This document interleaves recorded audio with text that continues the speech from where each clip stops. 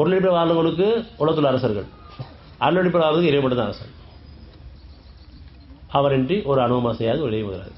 இது அழியக்கூடிய வாழ்க்கை. அப்படி பொருள் நம்பி வாழக்கூடிய கூட அந்த அரசர் மேலே அவங்க மூலமே கஷ்டம் ஏற்படுது.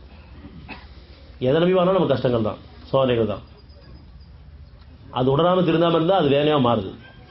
இப்போ நம்ம இறைவன் நம்பி வாழ்றதுக்காக தேர்ந்தெடுக்கப்பட்டிருக்கோம்.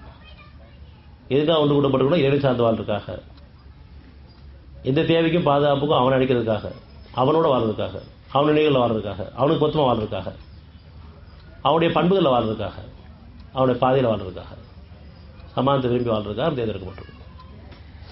இதுக்கு மேலே ஒரு பாதை இருக்க முடியாது. எல்லா பாதையிலும் போயிட்டு வந்துட்டோம். நம்ம முன்னோர்கள் முதலில் போன பாதையில் போயிட்டு வந்துட்டோம். கஷ்டங்களோடு தான் வந்திருக்கோம்.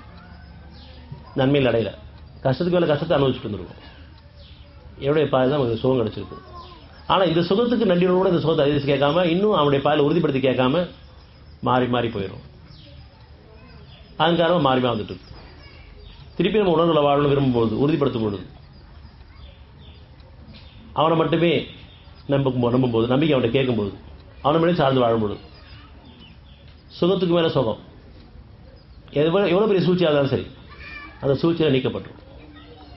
அது அத்தாட்சியாக நமக்கு அமையும். தனிப்பட்ட ஒரு வாழ்க்கையிலும் சரி, பொதுவான ஒரு சமுதாயத்துக்கு ஏற்படைய துன்பங்கள் இருந்து மீட் கொடுத்துருவோம்.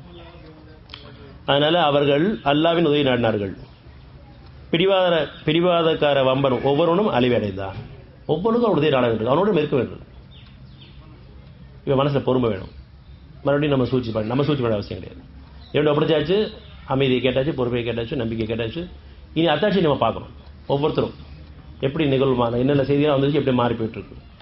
நமக்குள்ளேயும் பார்க்கணும், நம்ம குடும்பத்திலையும் பார்க்கணும், நம்ம சமுதாயத்திலையும் பார்க்கணும், நம்ம நாட்டிலையும் பார்க்கணும், உலகத்திலையும் பார்க்கணும். அந்த அளவுக்கு ஆற்றல் உள்ள பாதை இது. அவனை அனுமதினா இது நிகழ்ந்துடாது.